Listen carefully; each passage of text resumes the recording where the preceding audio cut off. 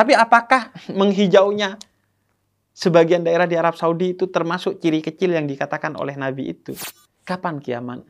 Kata Nabi, jadi jawaban untuk pertanyaan kapan kiamat adalah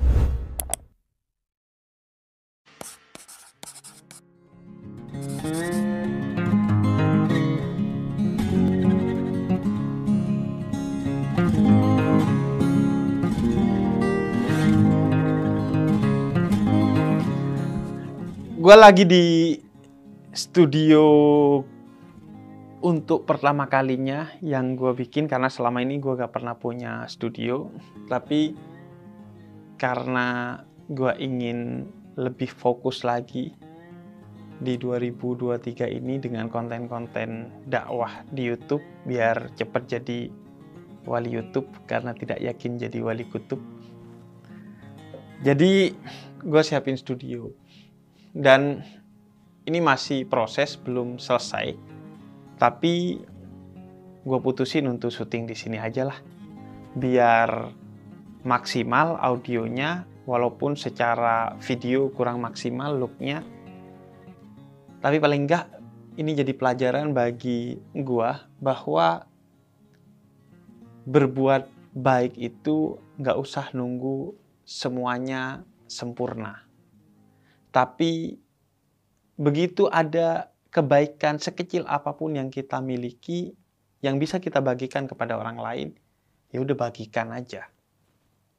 Dan kita berharap dengan kita membagikan kebaikan yang kecil itu, maka kebaikan itu yang akan tumbuh dan menyempurnakan kebaikan yang kita lakukan.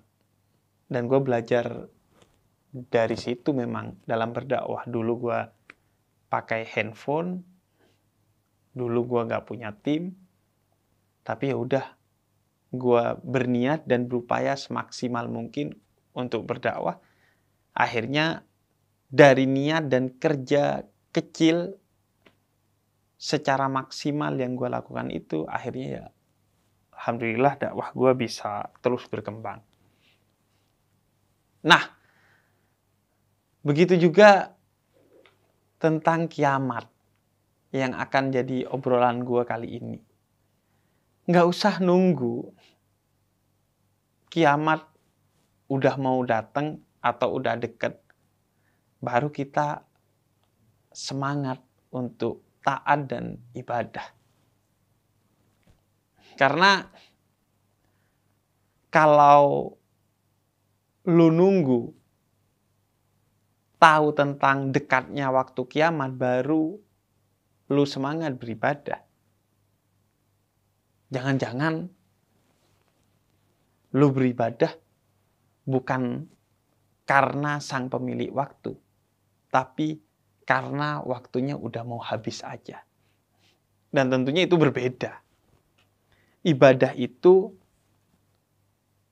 semurni-murninya, setulus-tulusnya hanya untuk Tuhan. Sebagaimana sering kita baca dalam sholat kita, inna sholati wa nusuki wa mahyaya wa mamati lillahi rabbil alamin. Semua ibadahku, bahkan hidupku dan matiku hanya untuk Allah. Kalau ada untuk yang selainnya, maka itu berpotensi ada kesyirikan yang sifatnya khafi, lembut di dalam iman atau ibadah kita. Makanya kita diajarkan dalam spiritualitas Islam, itu sebisa mungkin ibadah bahkan bukan karena ingin surga atau takut neraka, tapi sebagai bentuk syukur kepada Tuhan. Sebagaimana ibadahnya Nabi Muhammad yang ditanyakan oleh Sayyidah Aisyah, kan udah engkau dijamin masuk surga oleh Allah. Kenapa engkau masih menambah ibadahmu dengan ibadah-ibadah sunnah? Kemudian kata Nabi, aku ingin menjadi abdan syakura, hamba yang bersyukur. Meskipun ya ibadah pengen surga, takut neraka, itu sah-sah aja, karena memang itulah salah satu fungsi ibadah yang dijelaskan oleh Al-Quran. Bahkan lo sholawatan karena ingin syafaat Nabi Muhammad, atau bahkan mengamalkan salawat-salawat tertentu untuk hal-hal yang sifatnya duniawi, selama hal-hal yang sifatnya duniawi itu bukan sesuatu yang sifatnya haram atau maksiat, maka itu sah-sah saja. Itu seperti layar-layar dalam ibadah. Yang paling dasar, sholawatan pengen sehat, tapi yang lebih atasnya karena kecintaan kepada Nabi Muhammad, dan paling atasnya karena itu perintah dari Allah yang Allah juga melakukannya sebelum memerintahkan kepada kita. Sebagaimana yang disampaikan dalam Al-Quran, Allah dan para malaikatnya bersalawat, maka ayo wahai umat manusia bersalawatlah. Nah, ketika lu beribadah karena waktu, bukan karena sang pemilik waktu, maka kualitas ibadah lu itu menjadi sangat rendah. Seperti lu belajar karena besok mau ujian. Dengan belajar karena memang lu merasa tugas lu sebagai pelajar adalah belajar, maka itu berbeda. Minimal bedanya gini, ketika lu belajar karena besok ujian, ketika besok ujian lu gak akan maksimal. Karena lu hanya modal hafalan, bukan pemahaman. Dan biasanya setelah ujian lu lupa kepada semua hafalan yang lu hafalkan sehari sebelum ujian. Karena memang niat dan laku lu dalam belajar semalam sebelum ujian itu untuk ujian, bukan untuk ilmu. Sama ketika lu ibadah karena tahu kiamat sudah dekat. Beda dengan lu ibadah karena tahu bahwa lu diciptakan untuk beribadah. Sehingga ibadah lu menjadi berkualitas kalau karena sang pemilik waktu, bukan karena waktu, yaitu kiamat udah dekat nih. Lagian ya, kita bisa jadi tidak mendapati kiamat kubro atau kiamat besar, yaitu hari kiamat ketika segala sesuatu itu dihancurkan. Tapi setiap kita pasti mendapati kiamat sugro atau kiamat kecil. Apa itu? Kematian kita. Jadi gak usah berpikir, wah kita bakal dapat kiamat apa enggak ya? Kiamat kapan ya? Nggak usah berpikir gitu. Karena setiap kita pasti dapetin kiamatnya sendiri kok, yaitu kematian kita. Itu adalah kiamat. Jadi seperti kata para ulama, taubat itu berakhir waktunya ketika kiamat telah mendatangi seorang manusia. Bukan hanya kiamat besar kata para ulama, tapi kiamat kecil. Ketika nyawa kita udah di kerongkongan, maka kita nggak bisa bertobat. Begitu juga ketika hari kiamat sudah datang, kita juga nggak bisa bertaubat. Karena waktunya udah habis. Game over. Nah, maka tugas kita itu bukan bertanya-tanya tentang kapan kiamat. Karena kiamat itu pasti datang kepada kita meskipun bukan yang besar, tapi yang kecil.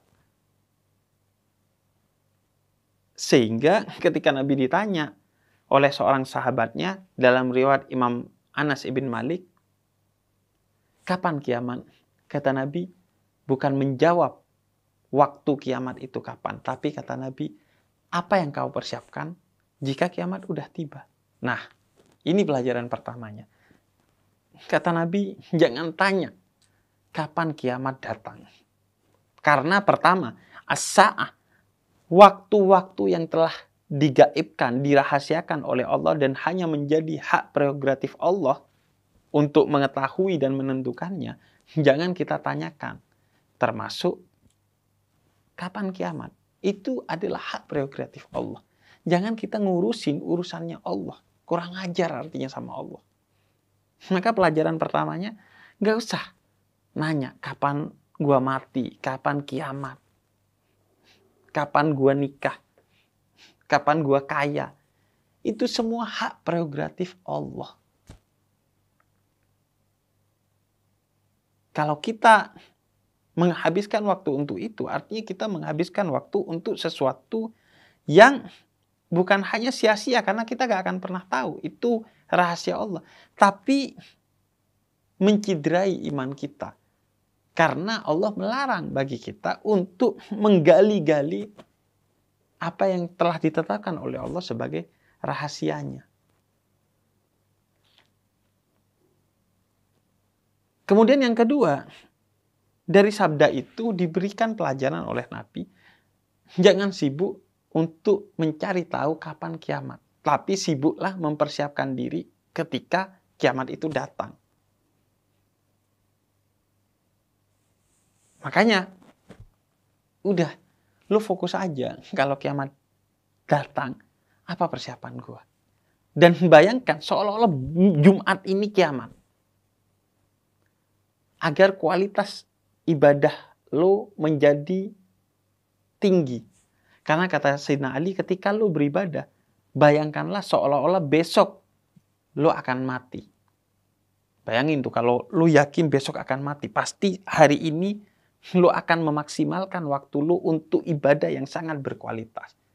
Jadi bayangin aja, setiap Jumat itu seolah-olah itu kiamat. Agar ibadah lo berkualitas dan bahkan waktu lo berkualitas. Sehingga lu gak akan sia-siain waktu lu untuk sesuatu yang sia-sia. Karena menurut lu dikit lagi udah kiamat.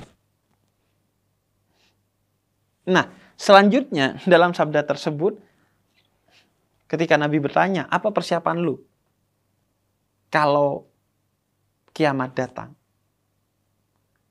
Maka orang itu menjawab, ibadah gua biasa aja Nabi. Sholatnya biasa, zakatnya biasa, puasanya biasa. Tapi, kata orang ini, aku mencintaimu, wahai Nabi. Kemudian kata Nabi, Al-mar'u ma'aman ahabba. Seorang pecinta kelak di akhirat akan dikumpulkan dengan yang dicintainya. Nah, ini pelajaran ketiganya. Jangan nanya kapan kiamat. Tapi siapkan diri untuk kiamat dengan memupuk cinta kepada Nabi Muhammad. Jadi jawaban untuk pertanyaan kapan kiamat adalah cintailah Nabi Muhammad. Karena dengan cinta kepada Nabi Muhammad, maka kita akan mendapatkan syafaatnya Nabi Muhammad. Di mana syafaat Nabi Muhammad itu pertolongan terakhir yang bisa kita dapatkan untuk menyelamatkan diri kita kelak di akhirat dari api neraka. Karena gua sih gak yakin gua tuh bisa masuk surga karena amalan gua. Subuh jam 5:30 tuh gak meyakinkan untuk dibanggakan sebagai tiket untuk masuk surga. Karena tiket masuk surga itu karena rahmat Allah, bukan utamanya karena amal kita. Jadi amal kita itu dibuat untuk mengetuk pintu rahmat Allah. Dan gimana mau ngetuk pintu rahmat Allah? Puasa masih marah-marah. Zakat masih di-storyin. Sholat pikirannya masih traveling kemana-mana. Haji masih foto-foto. Kemudian di-share di media sosial, nyerempet-nyerempet riya. Maka pintu kita untuk masuk surga yang bisa kita andalkan adalah syafaat atau belas kasih dari Nabi Muhammad, sebagaimana diriwayatkan oleh hadis dari Imam Bukhari dan Imam Muslim. Nanti kelak di akhirat, semua orang itu nafsi-nafsi, sendiri-sendiri, termasuk semua nabi kecuali Nabi Muhammad. Nabi Muhammad justru berkata, umatku, umatku, umatku. Sehingga dalam riwayat tersebut dijelaskan, semua umat pergi ke nabinya, tapi nabinya bilang, gue gak bisa nolongin lu sekarang. Pergi ke Nabi Muhammad. Dan semua nabi bersama para umatnya pergi ke Nabi Muhammad untuk mendapatkan syafaat Nabi Muhammad. Dan Nabi Muhammad mengatakan, umatku, umatku, umatku. Karena itu, ketika kita di dunia, yang harus ada di pikiran dan hati kita termasuk lisan kita, nabiku, nabiku, nabiku. Agar kelak di akhirat kita kedetek tuh sama radar syafaatnya Nabi Muhammad. Oh, ini umatku. Karena ketika di dunia dia mencari aku, dan ketika di akhirat aku menemukannya.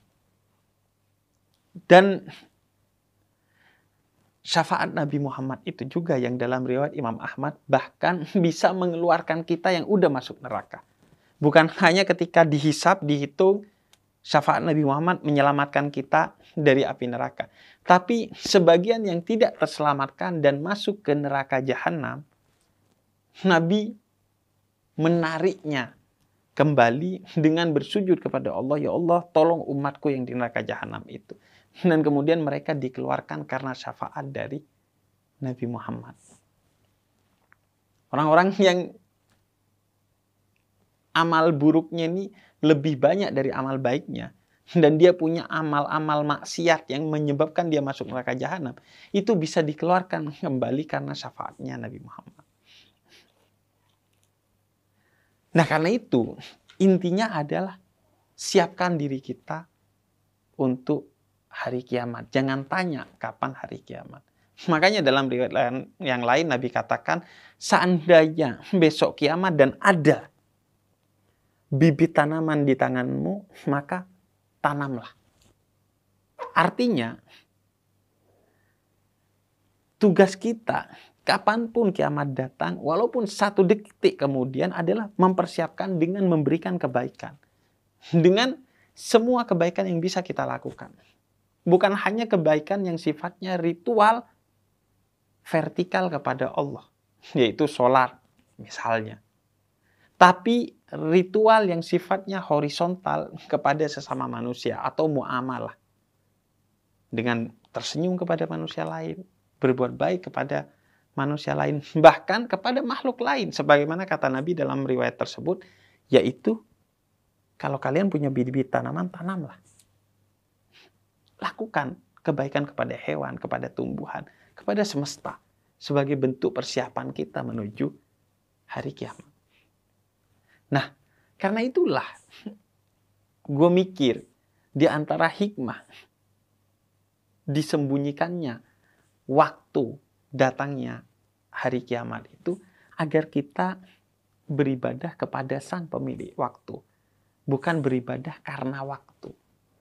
Sebab sekarang seringkali kita beribadah itu karena waktu. Karena waktu asar udah mau habis, yuk sholat asar. Karena udah tua dan waktu hidupnya udah mau habis, yuk tobat. Semuanya diukur karena waktu. Bukan karena Sang Pemilik waktu kita beribadah. Ini gue bikin obrolan ini karena sekarang lagi viral. Sebagian daerah di Arab Saudi itu tiba-tiba menghijau dan kemudian di branding, oh berarti kiamat udah dekat. Karena memang dalam salah satu riwayat dari Imam Abu Hurairah, Nabi mengatakan di antara ciri-ciri kecil dari kiamat sudah dekat itu adalah Jazirah Arab tiba-tiba menghijau. Dan di riwayat tersebut Nabi juga jelaskan ciri-ciri kecil lainnya, bukan hanya satu itu. Di antaranya uang udah mulai gak berarti. Tapi apakah itu menandakan kiamat udah dekat? Iya, dalam pengertian ciri-ciri kecilnya. Bahkan Nabi katakan ketika Nabi diutus, itu kiamat udah dekat kok. Tapi kan Nabi diutus 14 abad yang lalu. 14 abad dalam paradigma waktu yang kita miliki. Tapi dalam paradigma waktu di akhirat, 14 abad tuh hanya beberapa detik waktu aja. Dan lu jangan merasa punya waktu. Karena ketika lu merasa punya waktu, lu akan leha-leha. Tapi ketika lu merasa tidak lagi punya waktu, maka lu akan memaksimalkan waktu itu. Itulah paradigma tentang waktu yang otentik dalam filsafatnya Heidegger. Waktu itu bukan apa yang ada di detik jam atau detak jantung, tapi degup kesadaran. Ketika lo ngerasa gak punya waktu, maka lo akan berlari untuk mengisi waktu lo dengan hal-hal yang berkualitas. Nah, apakah ciri-ciri kecil kiamat itu sudah muncul? Sebagian sudah muncul, termasuk diutusnya Nabi Muhammad. Sejak 14 abad yang lalu kali. Ngapain lu baru ribut sekarang? Banyaknya anak yang durhaka secara berlebihan kepada orang tua. Sebagai salah satu ciri kecil dari kiamat, kata Nabi. Sekarang mah bukan cuma itu. Orang tua durhaka kepada anak dengan cara yang berlebihan dan mengerikan. Yang viral kemarin. Jadi ciri-ciri kecilnya udah banyak. Tapi apakah menghijaunya sebagian daerah di Arab Saudi itu termasuk ciri kecil yang dikatakan oleh Nabi itu? Nah itu enggak. Malah yang itu enggak tuh. Sebab gini. Gue pernah ditanya, Bib, kalau gue bangun-bangun, itu tiba-tiba matahari di barat, apakah artinya kiamat? Mohon maaf. Itu bukan berarti sudah waktunya kiamat. Itu artinya Anda bangunnya ke sorean. Mataharinya udah di barat. Bukan terbit dari barat. Nah, kita kadang berpikirnya begitu. Mindset kita aja yang salah. Bukan ciri-cirinya yang benar bahwa kiamat udah dekat. Jadi yang terjadi di Arab Saudi, sebagian daerah yang menghijau, itu bukan yang dimaksud dalam riwayat Nabi. Karena yang dimaksud oleh riwayat Nabi itu Jazirah Arab. Jadi seluruh Arab Saudi, bahkan sebagian negara-negara Arab, itu tiba-tiba menghijau. Secara tidak wajar. Sedangkan yang terjadi sekarang, itu Jazirah Arab menghijaunya sebagian aja dan wajar karena sejak Desember 2022 kemarin, itu curah hujan di Arab Saudi meningkat drastis. Kalau itu mah hukum alam atau sunnatullah. Adapun tanda kiamat yang Jazirah Arab menghijau itu bukan hukum alam atau sunnatullah, tapi itu bersifat tiba-tiba karena Allah yang mengkehendaki sebagai pertanda bahwa kiamat udah dekat. Kalau Arab Saudi menghijau mah di sebagian daerah dan secara natural bukan sebagai pertanda kiamat. Dari dulu udah sering. Ketika umat Islam menaklukkan Romawi, itu industri pertanian di masyarakat Muslim tiba-tiba berkembang pesat karena banyak mengambil ilmu-ilmu dari Romawi yang telah ditundukkan dan alat-alat dari Romawi yang telah ditundukkan. Sehingga perkembangan teknik pertanian, perkebunan, pengairan di masyarakat Muslim Arab itu meningkat drastis sehingga banyak kemudian tanah-tanah atau daerah-daerah di Jazirah Arab yang tiba-tiba menghijau. Itu mah bukan pertanda kiamat. Udah sering. Karenanya, gue akhirnya berpikir, kenapa sih lu tuh kayak terus-terusan berpikir atau bahkan ingin kiamat sudah dekat? Jangan-jangan ada masalah pada diri kita. Yaitu secara tidak sadar kita telah menjadi generasi yang pesimis, bukan optimis. Padahal seorang muslim seharusnya dia menjadi generasi yang optimis, bukan pesimis. Makanya kata Nabi, walaupun kiamat besok, kalian sekarang harus optimis untuk bisa menjadi umat yang terbaik atau pribadi yang terbaik. Dengan apa? Dengan apa yang kebaikan yang bisa kalian lakukan dengan tangan kalian, lakukan. Sedangkan kita, jangan-jangan telah menjadi generasi muslim yang pesimis. Sehingga nanya kiamat mulu, pengennya kiamat itu udah dekat karena udah malas sama hidup kita. Seperti orang yang depresi akut. Pikirannya itu dekat kepada kematian, bahkan melakukan satu upaya untuk menghabisi dirinya. Nah, jangan-jangan kita adalah generasi Muslim yang depresi dalam keberagamaan dan keberislaman kita. Sehingga kita mikirnya tuh kapan kiamat. Kita mikirnya seolah-olah ingin cepat kiamat. Termasuk tokoh-tokoh agama yang terus menggembar-gemborkan seolah-olah kiamat udah dekat. Menakut-nakuti umatnya dengan kiamat sudah dekat. Islam tidak ingin tegak karena ketakutan akan kiamat, melainkan karena kecintaan kepada Nabi Muhammad dan Allah. Allah dan Nabi tidak ingin kita beribadah karena takut kiamat utamanya, tapi karena cinta Nabinya dan cinta Tuhannya. Karena ibadah lantaran takut, itu ibadah yang levelnya rendah. Tapi ibadah lantaran cinta, itu levelnya tertinggi. Ibadah karena takut, ia akan dijalani sebagai beban, kata Jalaluddin Rumi. Tapi ibadah dengan cinta, ia akan dijalani dengan penuh kegembiraan dan kecanduan. Lagian ya, dalam Al-Quran itu ada 27 ayat dalam 9 surat yang berbicara tentang tanda-tanda kiamat. Jadi tanda-tanda kiamat itu banyak sekali yang harus terpenuhi sampai benar-benar kita bisa bilang kiamat udah dekat. Banyak tuh. Itu baru di ayat, belum di hadis. Dan rata-rata yang dibicarakan itu tanda-tanda kecil, bukan tanda-tanda yang besar. Tanda-tanda yang besar itu matahari terbit dari barat. Dan berbagai tanda-tanda besar tentang kiamat lainnya, di mana kosmologi atau semesta sudah benar-benar aneh. Tidak seperti hukum alam atau sunnatullah yang kita ketahui dan pelajari selama ini. Dan yang paling gede, ya matahari terbit dari barat.